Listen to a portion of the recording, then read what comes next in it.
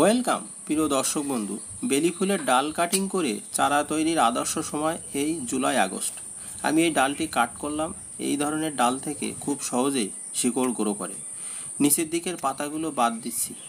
এই অংশটা মাটির নিচে থাকবে, গোটা ডালটা লাগবে না। 1 বিঘে বা 6-7 ইঞ্চি লম্বা রেখে কেটে নেব, ঠিক এরকম। প্লাস্টিকের পাত্র নিয়েছি, নিচের দিকে কয়েকটি ছিদ্র রাখতে হবে। নিচের একটা লেয়ার মোটা দানার বালি দিয়ে দিচ্ছি, যাতে খুব সহজেই ওয়াটার ড্রেনেজ হতে পারে। এখানে আমি বালি মাটি, অল্প কোকোপিট ও অল্প গোবর সার একসঙ্গে মিশিয়ে মাটি তৈরি করে নিয়েছি। সাধারণ বালি মাটিতেও এই কাটিংগুলো থেকে চারা তৈরি করা যায়, কোনো অসুবিধা হয় না। এবার এই ডালটি আমি বসিয়ে দিচ্ছি।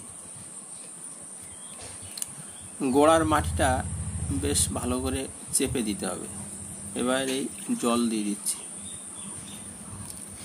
একটা প্লাস্টিক দিয়ে উপরে কভার করে দেব এবং নিচের দিকে এই একটা গার্ডার দিয়ে 15 থেকে 20 দিন বাদে প্লাস্টিকের নিচের দিকে একটু ফাঁকা রাখতে হবে।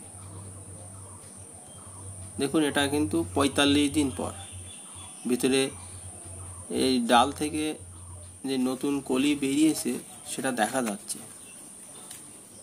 আমি এই প্লাস্টিকটা খুলে দিচ্ছি। এবার এটাকে রোদ্রে রাখার মতো হয়ে গেছে, তবু অল্প ছায়া রোদ্রে রাখাটাই ভালো। আর প্রথমে ডাল কাটিং বসানোর পরে ওটা কিন্তু পুরোপুরি ছায়া রাখতে হবে। দেখুন, পাত্রের নিচের দিকেই 2-1টা শিকড় দেখা যাচ্ছে। এটা 3 মাস পর গাছটা আরও অনেক বড় হয়ে উঠেছে এবং কিছু আগাছাও গ্রো করেছে। পরিষ্কার করে দিতে হবে। বেলি ফুলের ডাল কাটিং করে চারা তৈরি বিভিন্ন পদ্ধতি সম্পর্কে জানতে ভিডিওর ডেসক্রিপশন বক্সে লিঙ্ক দেওয়া আছে, সেগুলো দেখে নিতে পারে। এই ডালগুলো আমি কেটে দিচ্ছি।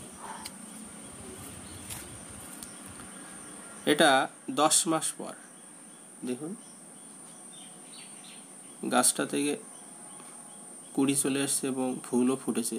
ভালো থাকবেন, সুস্থ থাকবেন। ভিডিওটি দেখার জন্য ধন্যবাদ।